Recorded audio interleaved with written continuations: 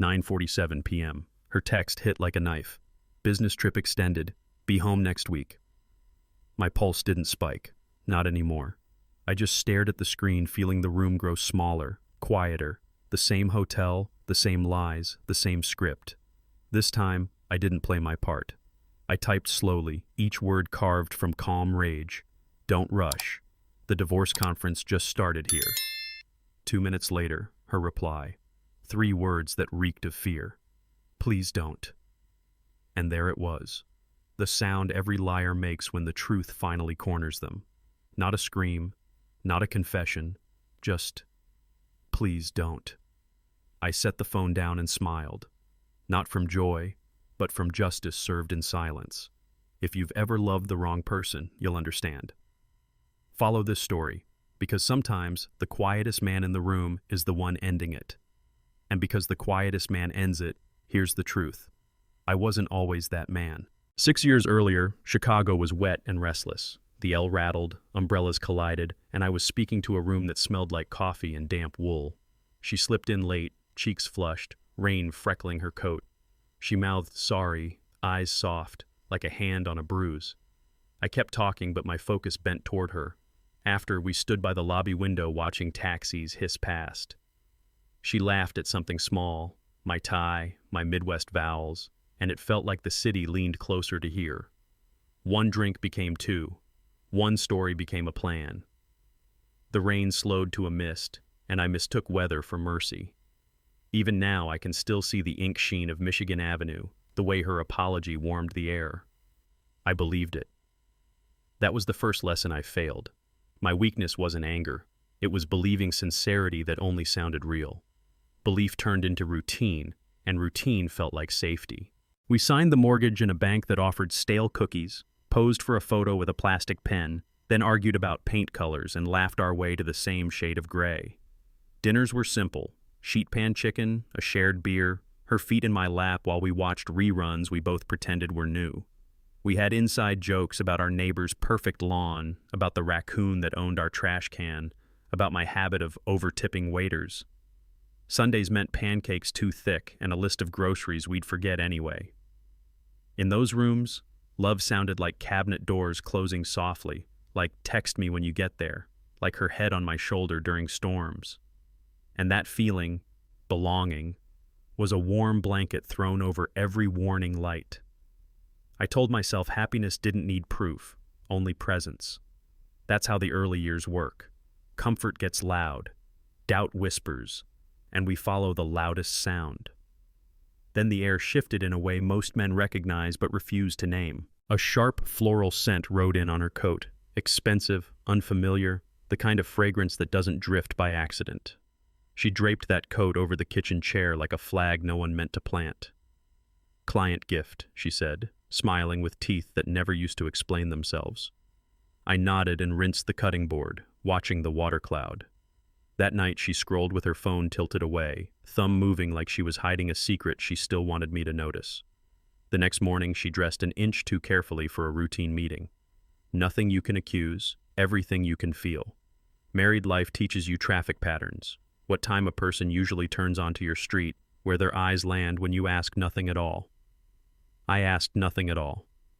The scent lingered in the doorway long after she left. I dried my hands, wiped the counter, and decided not to forget.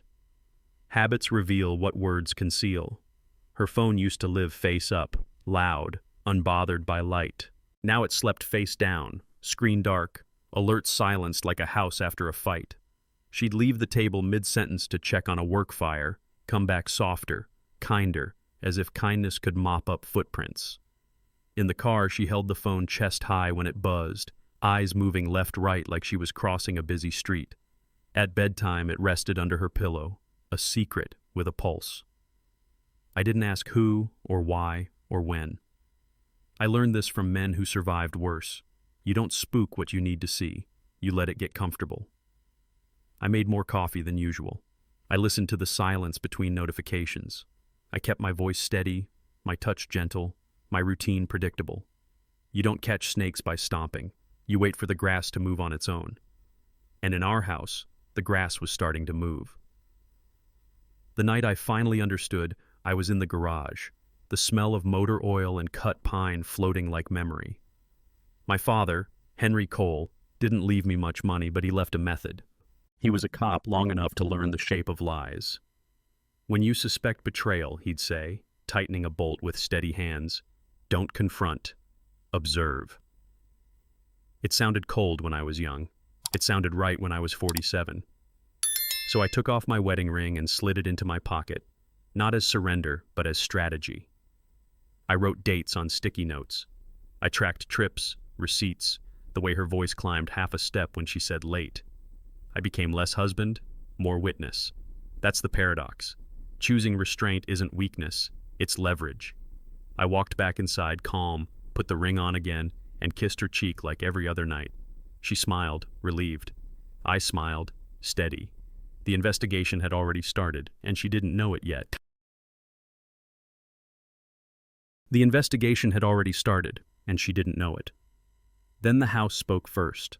A soft ping from the kitchen iPad, the same tone as her phone. We'd synced devices back when trust felt easy, like tossing keys in the same bowl. The sound froze my hand mid-air. I wasn't snooping. The message just bloomed on the unlocked screen like a headline. For a beat, I stared at the blue banner, the preview floating over a grocery list I'd never finish. The hall clock ticked, the fridge hummed. It was the kind of ordinary silence men live in, until it isn't. I remembered my father's voice. Don't confront, observe. So I did. My thumb never touched the glass.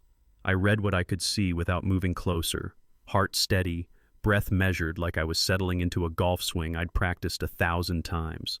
One sound, one screen, one thread tugged loose, and I understood something simple and final. One message can shatter the quiet. That preview line was enough to pull me in without a step forward. Last night was perfect. A second line followed, needy and careless. Same hotel, next weekend? Then a name, Daniel. No title, no confusion, not boss, not client, just Daniel. The city in my head went dark.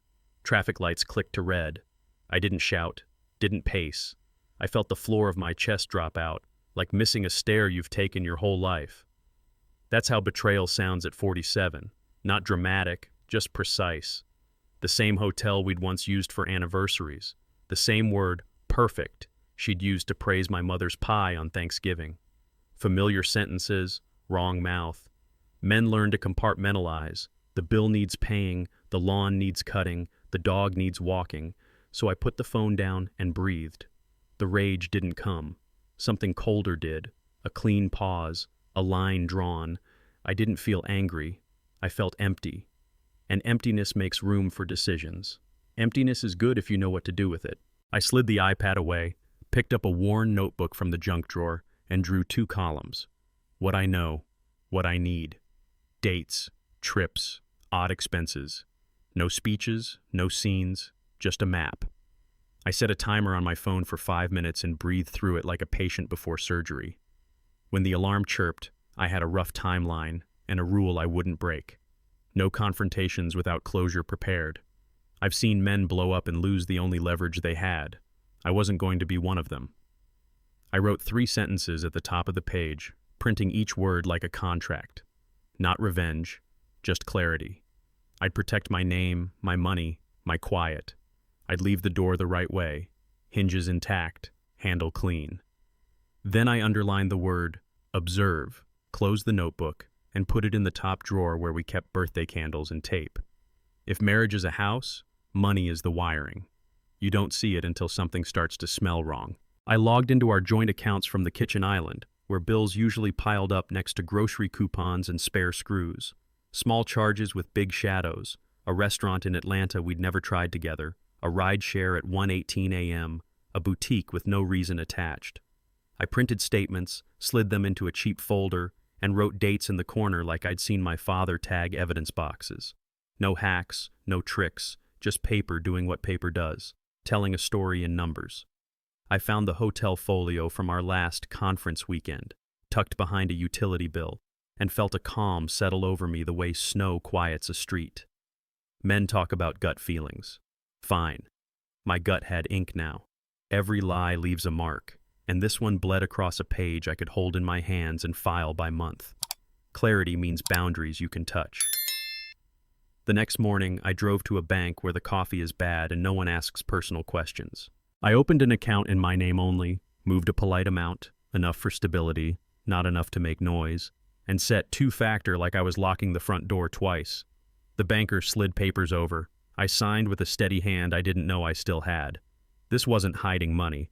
This was putting air in my own lungs. Back home, I updated a few passwords, cleared a drawer, and placed that new debit card where I'd see it every morning. Men my age understand. You don't rebuild with speeches. You rebuild with small, boring steps that add up. I stood in the doorway of our kitchen, looked at the island where the folder sat, and felt a line of steel run down my spine. I wasn't waiting to be safe anymore. I was building my own perimeter. Building a perimeter only matters if the gates hold, so I tightened one more hinge. Over dinner, I slid a thin stack of papers across the table. Routine business updates, the kind most couples sign without a second look. She was scrolling, laughing at something on her phone, a half glass of Pinot working on her edges.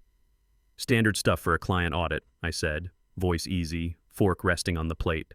She signed where I'd flagged, pen tapping twice, eyes never leaving the screen. No drama, no speeches, just ink. Men think leverage is loud, shouting, slamming doors. It isn't.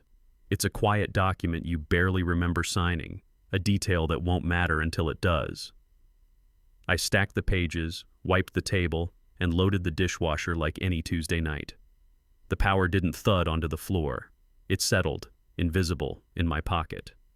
That's the paradox. Control isn't a roar. It's a whisper you can prove. And that whisper was now mine. Paper was talking, but I wanted a second witness.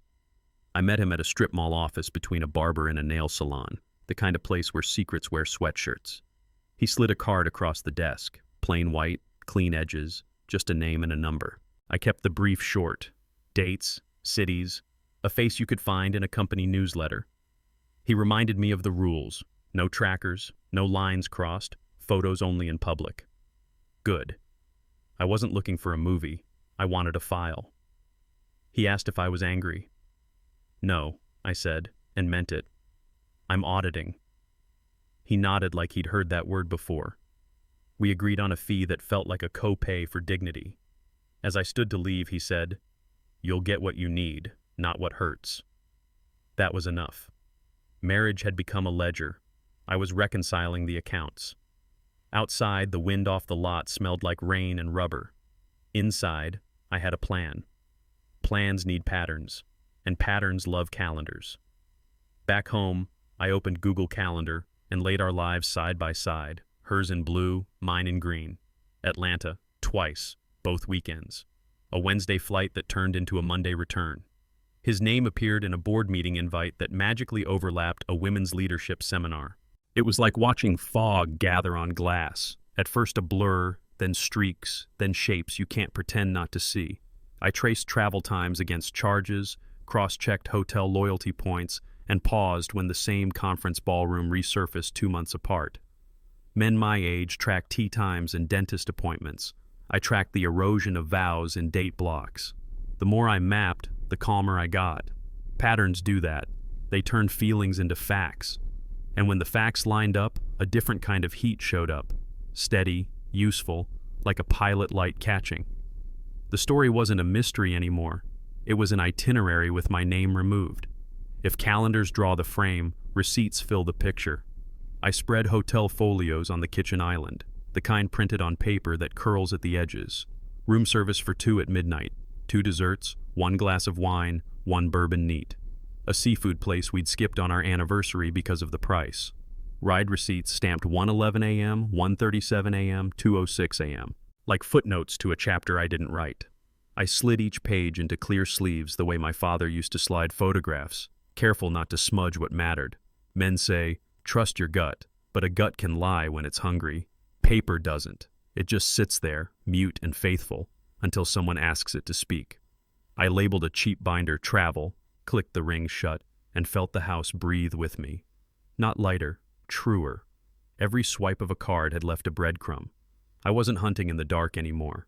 The path was bright enough to follow without running. But every trail, no matter how clear, ends somewhere you don't expect. Truth deserves a clean trail, so I built one. I created a simple alias, nothing clever, just a name that wouldn't blink. Then forwarded the essentials to a private inbox. Dates, screenshots, the calendar maps, a handful of photos the PI sent from a hotel lobby where no one looks up. No color, no commentary, facts only. I tagged messages by city and month, starred the ones that tied two worlds together, work and work. Then I sat back and read the thread top to bottom like it was someone else's story. It was cleaner that way, less noise. I added one last note at the top of the chain, a line for me and no one else. Document, don't debate. The cursor blinked, steady as a heartbeat. Somewhere her phone lit up. Somewhere else, his did too. In my kitchen, the inbox went quiet, organized, complete. I closed the laptop and listened to the hum of the fridge. The next move wasn't rage, it was send. The truth was digital long before it was emotional. That night, the PI sent one more file, unasked for. A short clip, 31 seconds, pulled from the hotel's security feed. The angle was bad, but not bad enough. The glass doors reflected everything that mattered. Her hair, his hand at her back, the kind of closeness that doesn't need sound. They crossed the lobby like people rehearsing honesty, and then, her laugh. Even through glass, I knew it. The same laugh that used to live in my kitchen, now belonging to another hallway. I watched the loop twice. No rage, no denial. Just the clean, surgical cut between what was mine and what wasn't.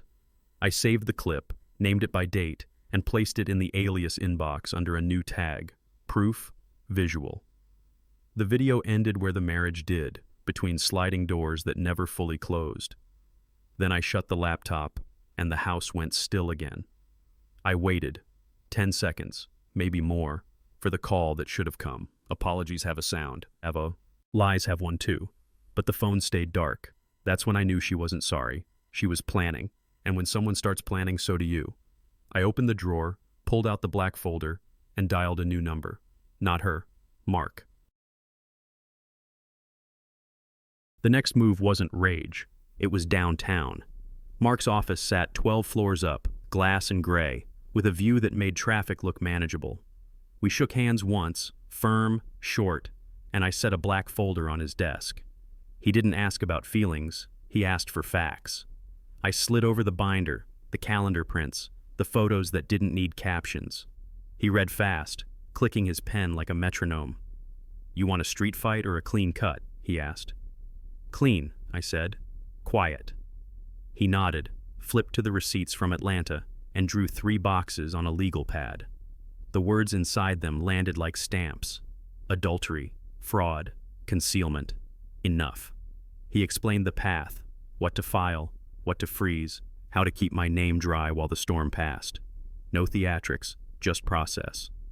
I signed a retainer, watched him slide my evidence into order, and felt the floor under me harden. For the first time in weeks, I wasn't reacting. I was prosecuting. Process needs principles, so we set 2. Protect the assets, protect the silence. Mark mapped a sequence on his pad. Account stabilized, disclosures locked, petition timed for a morning when headlines were busy with anything else. You're not hiding, he said. You're choosing where this lives and where it doesn't. We talked about the house, the car, the retirement we built out of ordinary paychecks and weekends of restraint. He underlined a line on the plan. No public scenes, no loose messages, no tipping your hand. That suited me. I wasn't interested in applause. I wanted a clean exit. He printed drafts, I initialed margins, and we set filing for a day that already felt colder on the calendar. Walking back to the elevator, I caught my reflection and saw a man I recognized again. Tired, yes, but centered. Pain can be loud, control isn't. Some verdicts don't need a judge's gavel. They need paperwork and patience.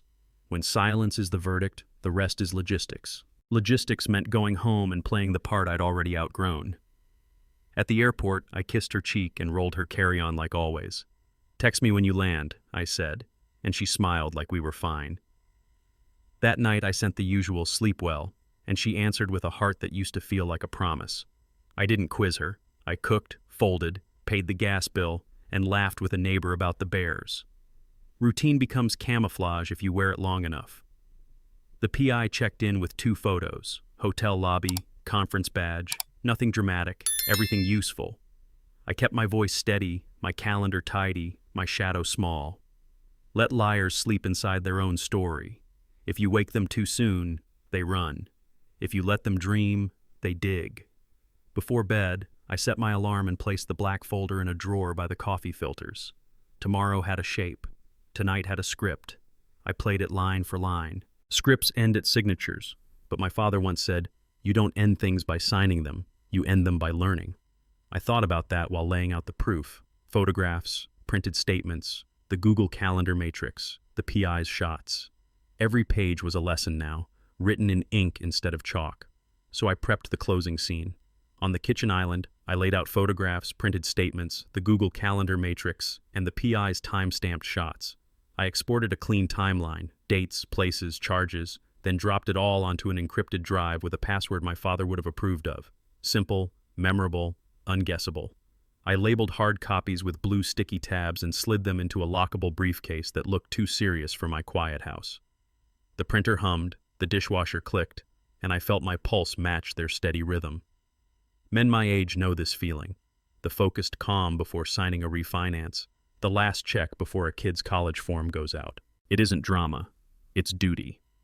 I stacked a final cover sheet on top and paused, palm flat on paper. One more signature, and it's over. Not just the marriage, the noise. I closed the case, set it by the door, and turned off the lights like I was leaving a meeting on time. But some meetings never really end. They just wait for the next email. Morning came plain. Coffee, a clean shirt, traffic that didn't care about my life. At the courthouse, the clerk stamped each page with a sound that felt like doors closing softly in a long hallway. Mark guided, I signed. We checked file numbers as if we were labeling moving boxes. Petition, exhibits, notice. No speeches, no tears. Just the exactness of ink meeting paper where it belongs. The clerk slid a copy back under the glass with a case number that would now hold our story. Something in my chest loosened, not relief, permission. Outside, the wind off the river cut through my coat and sharpened the morning. My phone buzzed with a calendar alert I'd set weeks ago. Breathe. I did. Then I looked at Mark and nodded once. He didn't congratulate me. He respected the moment. That mattered. I checked the case file again, then put my hands in my pockets and started walking. From husband to plaintiff. From noise to proof. From waiting to done. Filing made room for the next quiet step. I opened a blank email and typed her address, Lisa Reed, the way you'd write a name on an envelope you wish you didn't have to send. No subject lines with drama, just a date range and 2 words. For your awareness. I attached what mattered, the calendar overlaps, the hotel folios, 2 photos anyone could understand without captions.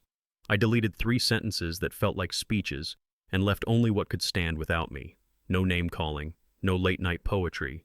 I read it once out loud, checking that each line would hold up in daylight. Men my age know this drill, like handing a neighbor a spare key and praying they never need it.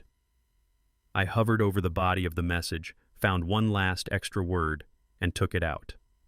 The truth doesn't need my commentary. It needs a clear lane. Truth is cruel enough. It doesn't need seasoning. I placed the cursor on send and let the room go still. I remembered my father again, the way he'd pause before tightening the last bolt.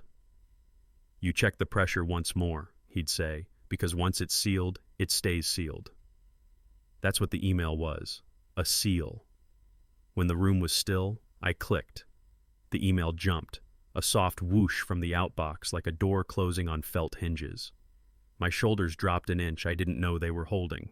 It didn't feel like revenge. It felt like returning a wallet. This belongs to you, not me. The clock over the stove rolled to the next minute. Outside, a delivery truck hissed by and someone's dog insisted on being heard. I set the phone face down and laced my fingers behind my head, breathing like a man who's finally off the roof. Somewhere across town, an inbox lit up. Somewhere else, 2 phones would vibrate for the wrong reasons. My job now was to wait without fidgeting. Men underestimate stillness until they need it. I poured a glass of water, rinsed the glass, and returned it to the rack. Small things right where they belong. Then I looked at the sent folder one more time and said it quietly. The domino is set.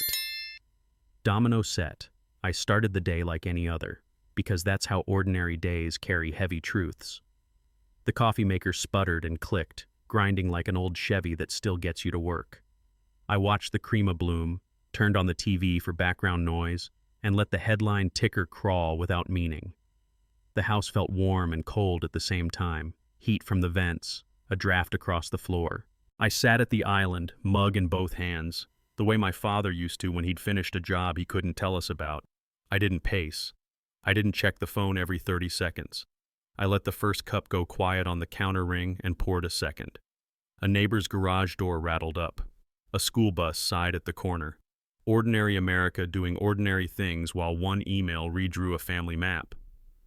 I stared at the phone on the table and waited, waiting for the first ring. The ring came like a nail tapping wood, text tone, then another. Lisa didn't write paragraphs.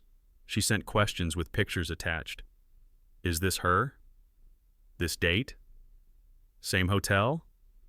I answered with yes, yes, yes, and nothing else. I could feel her breathing through the gaps, fast, then faster, the way people breathe when they're trying not to cry in a parked car. For a second I almost typed, I'm sorry. Not for the proof, for the world collapsing the way truth does. But I didn't. Men like me don't narrate pain, we witness it. She zoomed in on a photo, conference badge, lobby bar, the reflection of two people in a window that wasn't meant to be a mirror. She matched a receipt to an airline record, matched an arrival time to a rideshare. No speeches between us, just the math of what is. Men know this sound too, the hinge squeak when something in the house gives. You don't always see the crack at first, you hear it. Then it spreads. She typed, thank you, and then nothing for a long time. I turned the TV down. Another home had begun to split. Silence didn't last. Corporate never sleeps when liability might be yawning. A compliance email pinged the inbox I'd built for this. Could we speak confidentially? HR followed with a calendar hold that used words like sensitive and urgent. I didn't have to reply. My part was already done. But I watched the times populate anyway, blocks moving like clouds across a weather map. By lunch, Lisa had likely made a call of her own, and someone with a badge printer was checking access logs. Mid-afternoon, the PI texted a single line. Internal meeting. CFO excused. Excused is office speak for the long walk. I pictured Daniel carrying his laptop like a borrowed book and saw the hallway carpet swallow the sound of his steps. Not triumph, confirmation. The news ticker finally meant something. Emails multiplied. Statements were requested. People who never returned calls started returning calls. And the system did what systems do when facts are simple. Daniel was suspended. The room didn't cheer. It just got very, very quiet. After the quiet, the camera shifts. A hotel ballroom breathing stale air and name badges. Emily moved through it like a woman in control. Badge straight, blazer tailored, a wine glass turning lazy circles in her hand. She laughed at the right times, took notes she wouldn't read, and nodded through keynotes about ethics delivered by men who hire drivers to skip hard choices. Her phone face down on the linen, screen pulsing against glass. She silenced it without looking. Somewhere else, calendars were filling, doors were closing, and Daniel was discovering what excused really means. But in that lobby, the carpet swallowed doubt. She believed the story still belonged to her. The alibis, the timelines, the pretty lies with dress codes. That's the joke Betrayal tells. It lets you feel untouchable 3 steps before the fall. She sipped, smiled, and scheduled a catch-up for next weekend at the same bar. She still thought she controlled the narrative. Irony doesn't shout, it waits. While irony waited, I worked. I answered client emails from the kitchen, the kind that end with "appreciate you," and double-checked a spreadsheet like any Tuesday. At lunch, I jogged the neighborhood loop. 2 miles, steady breaths, the same crack in the sidewalk at the corner where Mrs. Hall waves from her porch. I wasn't chasing endorphins, I was keeping rhythm. Men my age know the armor that comes from simple routines, a clean sink, a paid bill, a body that still listens when you ask it to move. Back home, I changed the furnace filter, took out the recycling, and replied to a buddy's text about the game with a thumbs up that meant, "I'm fine." Inside, the plan ticked forward without noise. Outside, the sky held. Discipline isn't dramatic. It's sandbags before the storm, a list checked in ink. Discipline is armor. Every minute I stayed on pace, the noise had nowhere to land. That's how you keep your ground. As I cooled down, I heard my father's laugh under the hood of that old Chevy. He'd say, "Keep the rhythm, son. Engines and men stall when they rush." I smiled. The rhythm was back. Armor in place, I called the locksmith. He showed up in a van that had seen too many winters, toolbox rattling like a stubborn drawer. We walked the perimeter, front door, back door, garage. He replaced cylinders, programmed the keypad, and tested a new fob that blinked green where old keys would soon fail. We added a card reader to the side door, nothing flashy, just a clear boundary you can't argue with. He handed me 2 fresh keys and a code I chose on purpose. Simple for me, forgettable for anyone else. We tested the lock twice. It thudded shut, confident. The house exhaled, as if wood and drywall pick sides when you draw a line. He packed up, I paid, and the van coughed away. I ran my thumb over the cold edge of a new key, felt its teeth, and slipped it on my ring. Even a quiet door knows which side it's on. Boundaries aren't loud, they hold. With the doors decided, I faced the shelves. I pulled flat boxes from the garage, folded them along the creases, and lined them like open mouths. Labels first: shoes, master closet, jewelry, Emily, office, Misk. I wrapped the designer heels she bragged about in thin paper that tore too easily, tucked bracelets into small zip bags, and layered sweaters she'd hunted at winter sales. No ripping, no tossing, care as deliberate as the choice to stop caring. Men think closure looks like a bonfire. Sometimes it looks like neat handwriting on blue tape. I stacked each box by the door and felt the room change shape. Lighter, honest. I kept what was mine, legally and otherwise. The coffee mug with my initials, the chair molded to my back, the photo of my father under the hood of his truck. What remained was mine, by law and by heart. That's the paradox of an ending done right. You give back what isn't yours and finally keep yourself. By evening, the house was orderly enough to watch the news without flinching. I set the remote down and let the financial channel hum. The lower third rolled past like a river of other people's trouble until it didn't. Senior executive faces internal probe amid misconduct review. No names. A blurred stock photo of a conference badge. The kind of careful wording that tells you the story is real and the lawyers are awake. I didn't toast. I didn't rewind. I took a sip of coffee gone cold and let the ticker move along to interest rates and weather on the sevens. Men who've held a line know this feeling. Completion without celebration. It's a clean kitchen after a long night, a driveway finally shoveled to concrete. Finished, without gloating. The point wasn't spectacle, it was truth in daylight. I clicked the TV off, the room settling into its own quiet. The boxes waited, the locks held, and for the first time in months, so did I. But one name was missing, and I knew the story wasn't done counting. The room held its quiet, and then the phone lit up like a flare. Business trip extended. Be home next week. Same line, same mask. My reply came slower this time, not from pain, but from posture. Don't rush. The divorce conference just started here. 2 minutes stretched long enough to reconsider a life. Then her answer dropped. Please don't. I didn't pace. I didn't curse.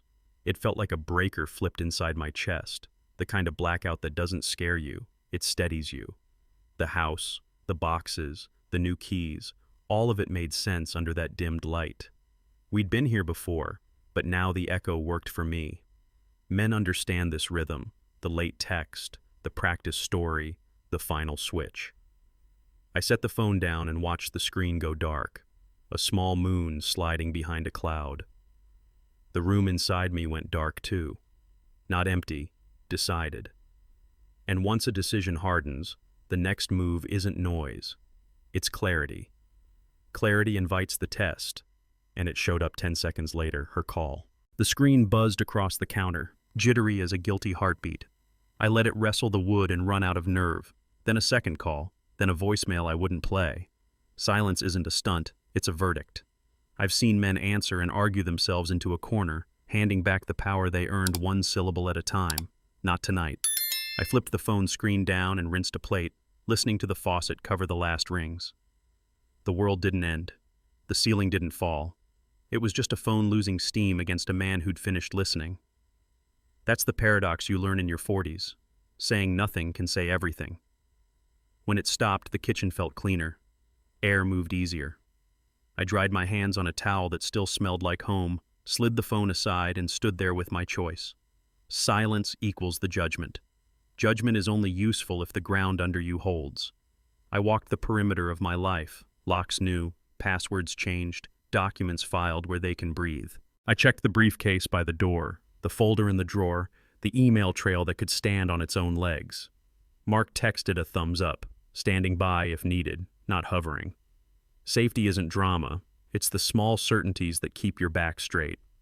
Men know these rituals, the garage door closing, the alarm chirp, the bank app showing what it should.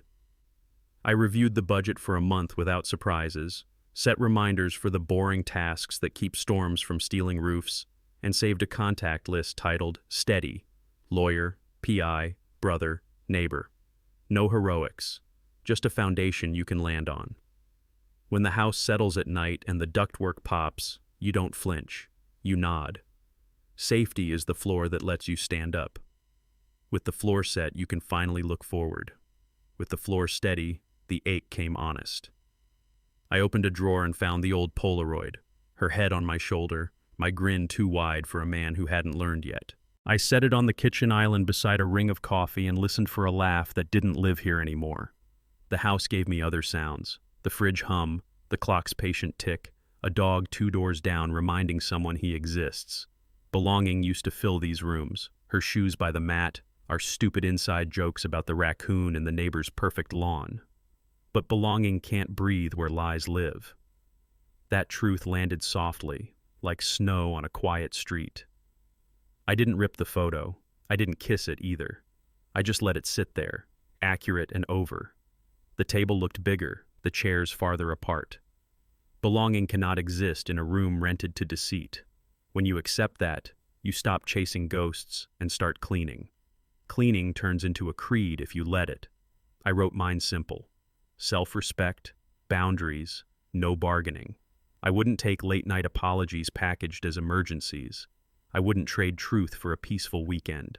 I wouldn't let loneliness invoice me for my standards. Respect isn't a speech. It's the line you don't cross even when no one's watching. I printed the case number, filed it under my name, and felt the weight of doing things the right way. Not to punish, but to protect what's left of me. Men will understand this. Sometimes the bravest move isn't swinging. It's stepping back and letting the paperwork carry the punch.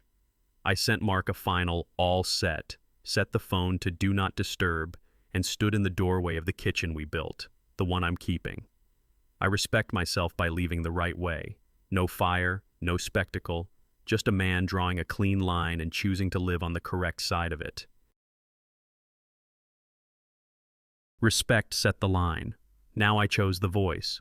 I sat at the kitchen island with a yellow pad and wrote the words I'd keep. Clear, spare, unpoisoned. No insults, no speeches I'd regret at 2 a.m. Men my age learn this late. Tone is a tool. I drafted the voiceover for my own life. What happened, what I did, what I won't do again. I cut every extra adjective like dead weight and left the bones to stand. The point wasn't to hurt her. It was to speak cleanly to myself. I read it out loud once, steady, the way you test a board before you step on it. It held. I saved the file with a plain name, closed the laptop, and looked around the quiet room I was keeping. I tell this story at my own pace, on my own breath. The words didn't make me bigger, they made me honest. That's enough. Clarity doesn't shout. It knocks once and waits. While my voice steadied, hers cracked. Word travels fast in clean hallways. Someone whispered CFO, suspended, and an HR email landed where confidence used to sit. Emily paled in a way makeup can't fix, reading phrases that tasted like metal. Internal review, confidential process, please reply. She tried to call me twice, thumb hovering over a name saved as home, then thought better of it. In the lobby mirror, she tightened her blazer like armor that suddenly didn't fit. Her inbox blinked with questions from people who never noticed her before. She lifted a glass at the bar and barely drank, listening to the room as if it were listening back. The story had stopped being hers. It had become a file with tabs and dates. She wasn't the observer anymore. She was the one being watched. That's how it flips, quietly, and then all at once. Control didn't leave with a scene. It left with a calendar invite. Pressure makes people perform old tricks. Her voicemails came stacked like apologies with deadlines. We can fix this. I messed up. Please answer. Then the texts, sweetened, bargaining, promising therapy, dinners, clean starts on dirty pages. I've left messages like that in other seasons of my life. I know their true author is fear. I read every word and replied to none. Men understand the invoice that arrives after bad choices. You don't get to pay it with late kindness. Apologies that come too late are bills no one can cover. She tried nostalgia, photos, remember when, the dog we almost adopted. I let the past be the past and the phone be a phone. The point wasn't to punish her. It was to protect the man who finally kept his own line. When the buzzing slowed, the house felt even. I washed a pan, wiped the stove, and breathed through a silence that finally belonged to me. Silence gave way to strategy.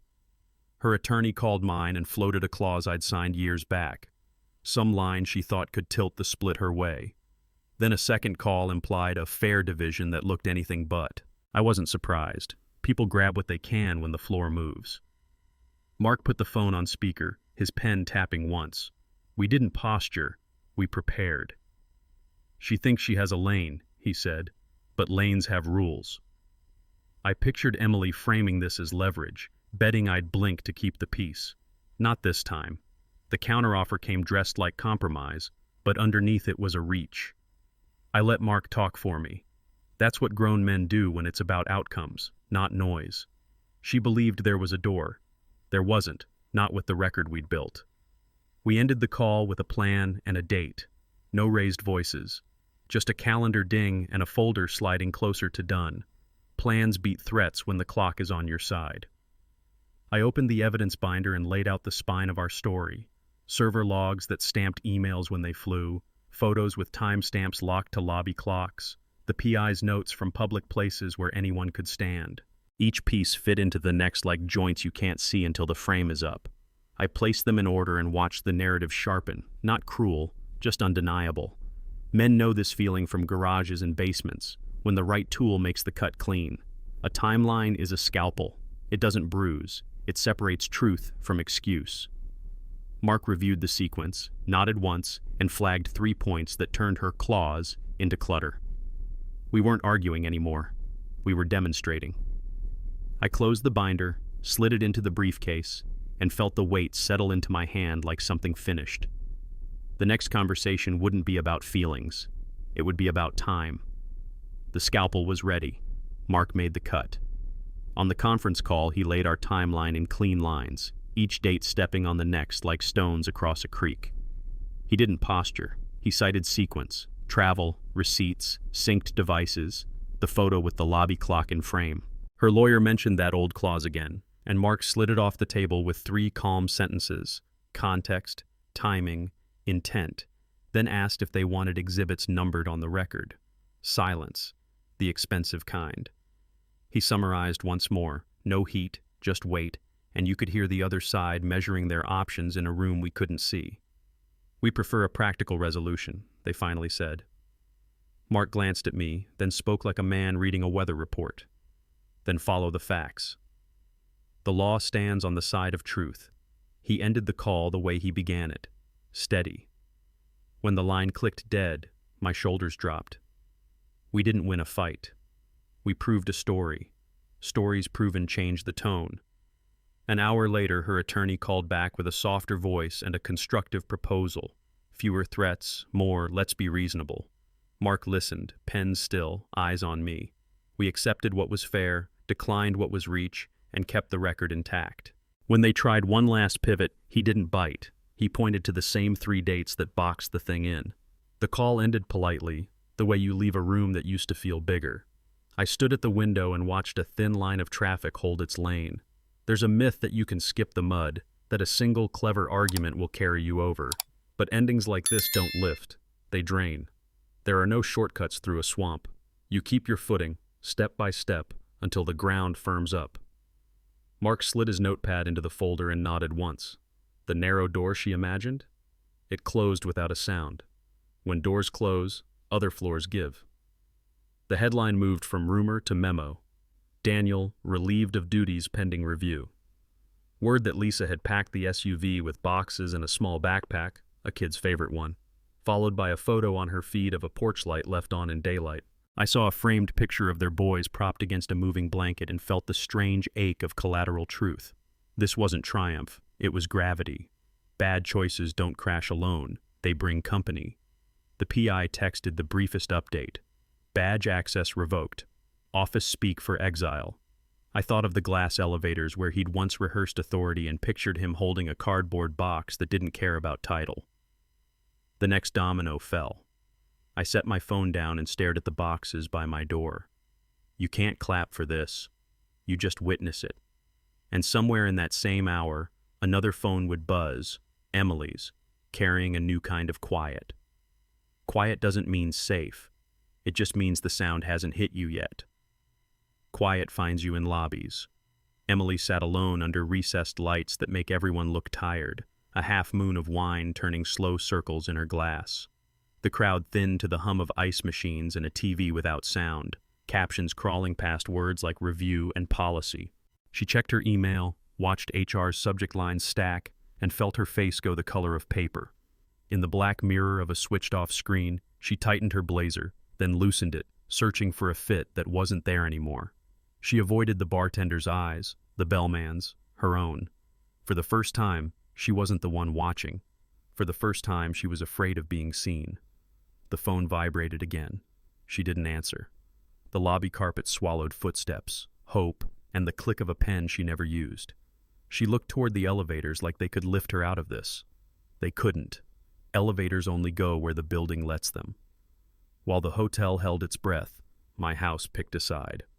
The locksmith tested each door, and the keypad sang a new tune. He swiped her old fob. A flat red blink answered.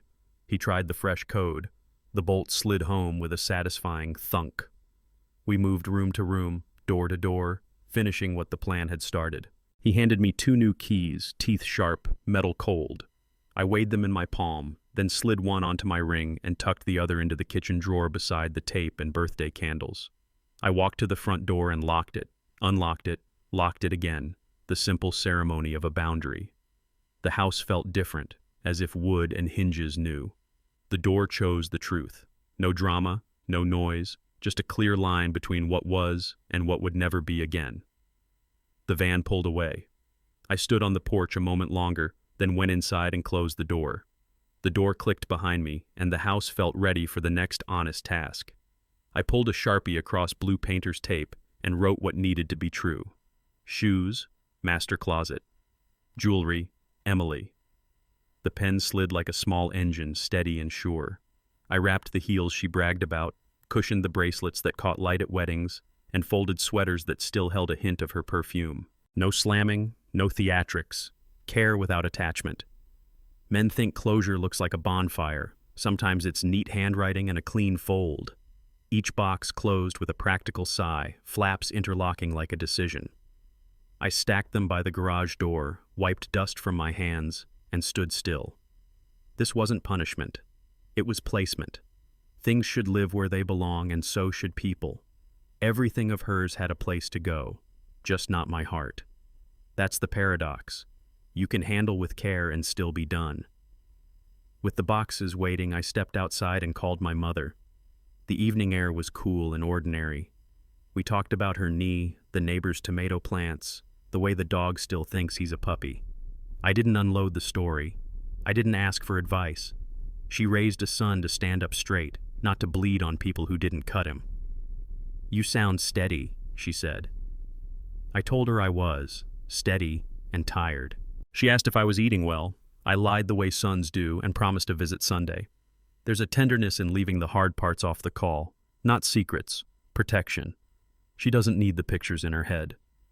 "You'll be okay," she said, and meant it like a blessing. We hung up on small talk that mattered. I slipped the phone back in my pocket and stared at the porch light. Silence can be protection for the people you love. Warm first, cool after. Back inside. Back inside, I crossed the hall to the shelf where my father's photo sits, him under the hood of his truck, jaw set, eyes tired but kind. I lifted the frame, the glass warm from the lamp, and let his words run through me one more time. When you suspect betrayal, don't confront. Observe. It used to sound harsh. Tonight, it sounded like mercy for myself. I set the frame down straight, not at an angle, the way he would have liked. The house felt aligned, locks changed, boxes labeled, a plan that held. I whispered a simple thanks, not to the air but to the discipline he taught without sermons. He never wrote books, never gave speeches. He fixed things that were broken and kept what worked. I took a breath I didn't know I was missing.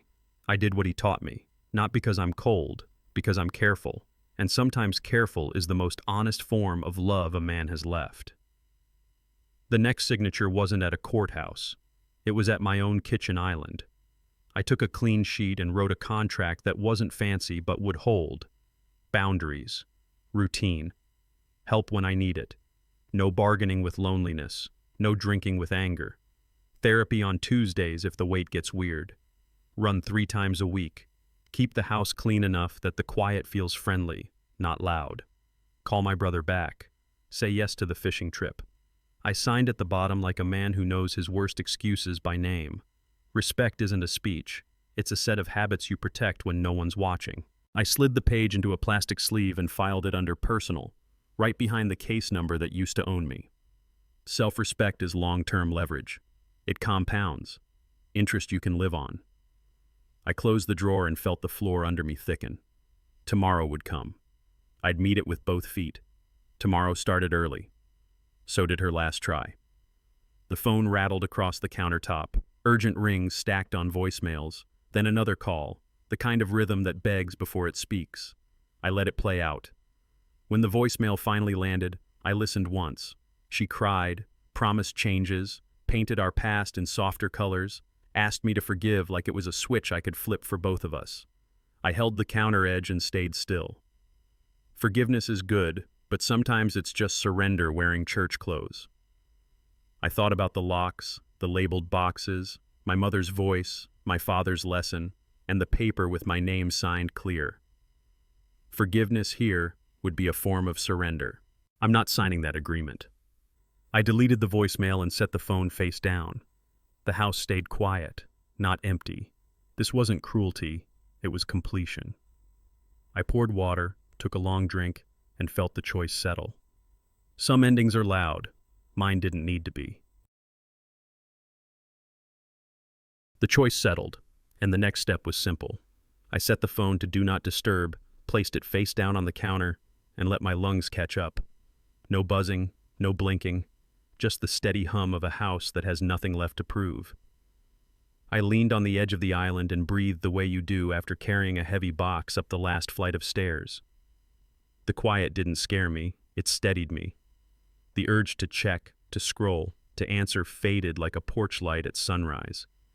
Men know this reset, the small click when a tool finally fits a stubborn bolt. That's what silence became, a tool that worked. I rinsed a glass, wiped a clean circle on the counter, and listened to my heartbeat slow into a reasonable pace. I wasn't keeping score, I was keeping calm. Stillness, not emptiness. That's the difference you feel in your chest when you're finally done. Stillness sharpened the edges of the room. The kitchen surfaces shone like stainless, the bar stools sat at attention, and the hardwood murmured under my steps like a floor that's been told the truth. I moved slowly, checking corners the way a surgeon checks instruments, clean, counted, ready to put away. The trash was out, the dishes were done. The air had that faint lemon scent of endings done right. I straightened a chair that was off by an inch and felt the small satisfaction surgeons must feel when a stitch lies flat. This wasn't about being neat. It was about finishing the procedure we'd started months ago. Cut, clarify, close. I ran a towel once across the island, then folded it over the sink like gauze after a final pass. Surgery complete, bleeding controlled. The house didn't cheer, it rested. And I stood there, hands quiet at my sides, knowing the worst was out and the wound could finally heal. When a room rests, what's left speaks loudest. On the counter sat the honeymoon photo, the silver frame nicked at the corner, the glass cracked clean through the middle like a fault line with good timing. Her smile stayed young on one side. Mine tried to match it on the other. The overhead light was cool and honest, throwing a thin shine across faces that no longer lived here. I picked up the frame and felt its weight. Not heavy, just exact. There are pictures you keep for proof, not for comfort. This was one of them. I set it back down where she would see it first, where anyone would understand without captions. The past isn't erased, it's archived. And some exhibits remain on the counter so there's no confusion about what came next. One memory stays, like evidence. Not to wound, to witness. I turned the frame a degree, straight, and stepped back until it sat square with the edge. The crack down the glass looked like a timeline, and something on the other side was still ticking. Beside the frame, a white card waited. No flourish, no ribbon, just a line written in the kind of handwriting you use for checks and promises. Next time you fall in love, make sure it's not with someone who keeps receipts. I let the pen rest there a second longer, the tip dotting the page like a period that knows it's the last. No name, no signature. The room would do the rest. Men understand this kind of message. Short, clean, final. It doesn't try to win the argument, it ends the need for one. I slid the note under the cracked frame so the words and the image shared the same square of light. Not spite, clarity, not theater, record. A message instead of a goodbye. Then I capped the pen, placed it beside the sink, and felt the odd relief of finishing a sentence that took years to write. The table didn't vibrate. It just held what mattered and let the rest go. With the note set, I gave the room its final look.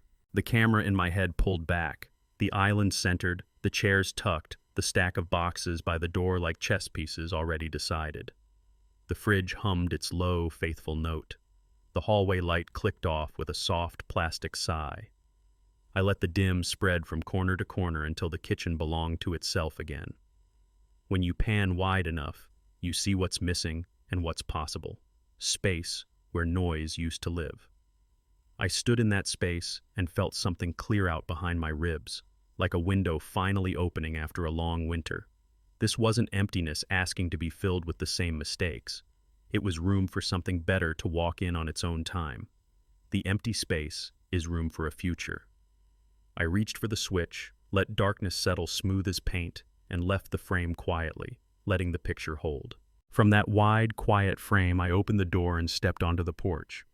Midwestern night, cool air, crickets stitching the dark together, a neighbor tugging a stubborn lab down the sidewalk. The sky had that heavy, safe feeling after rain. I leaned on the rail and let the minute be exactly what it was. Ordinary, clean, unspectacular. Somewhere a garage door rumbled shut. Somewhere else a TV laugh track tried too hard. In my chest, the pressure finally gave way to space. I thought about the boxes, the note, the locks, the binder that told the truth without raising its voice. The world didn't bend for my story. It kept spinning like it always does. Tires on asphalt, sprinklers ticking, a late train moaning its way out of town. And that was the comfort. The world didn't collapse. I just stood a little straighter. I took one more breath, deep and even, and let the night hold me up the way a good plank holds a porch. The breath held. I went back inside and opened the laptop. No speeches, no flair, just a subject line with dates and a single sentence. Please see attached. I added the file, receipts, calendar overlaps, the clean timeline that needed no commentary. Double check, attach, send. The outbox whooshed soft as a drawer closing, and a small banner popped. Delivered. I didn't chase a reply. I didn't refresh. I closed the lid and let the room be quiet again. Men my age know this satisfaction. The last form notarized, the last payment made, the job done right because that's how you sleep. I rinsed my mug and stood at the sink long enough to feel the weight leave my shoulders like a coat you finally hang up. There was no victory song in it, just completion you could prove. Complete, precise, not vindictive. I dried my hands, slid the chair back under the island, and checked the windows. Night pressed warm against the glass, and nothing pushed back. Windows checked, I walked the house one last time. The alarm chirped alive. The keypad glowed a small green yes. I turned the new key in the deadbolt, felt teeth meet metal, and heard the lock settle with a grown-up certainty. A short beep confirmed it. Home, secured. Lights clicked off in a polite row. Hall, kitchen, porch. The dark wasn't ominous. It was earned. I set the phone on the nightstand and didn't turn it over. No scrolling, no scanning for trouble that had already been filed. I lay back and listened to the steady things. The HVAC's low hum, the old floor's sigh, my breath finding its lane. This is how chapters really end, not with fireworks, but with the body remembering rest. A chapter ending with an even breath. Tomorrow still has pages, courthouse updates, a moving truck, a key that won't work for someone who used to live here. But for tonight, the house held. So did I. Still, somewhere in the dark, one notification waited to be read. I used to think marriage was built on trust, and maybe that's how it starts. But endings teach different math. Trust can be borrowed, leverage is owned. I didn't shout, break plates, or turn the story into a spectacle. When love dies slowly, you don't bury it with flowers. You dissect it, learn from it, stitch yourself up, and walk out steady. The locks, the boxes, the note, none of that was vengeance. It was alignment. It was choosing the clean line over the loud scene. I won't pretend there wasn't pain. There was, and some of it will echo when the house creaks at night. But pain isn't the point. Clarity is. The kind that sits in daylight and doesn't need a defense. If silence ever saved you, drop one word below. Clarity. Hit subscribe and stay with me. The next chapter isn't about revenge. It's about rebuilding like a man who knows where his backbone is. The door is closed. The future's not. And I'm already facing it.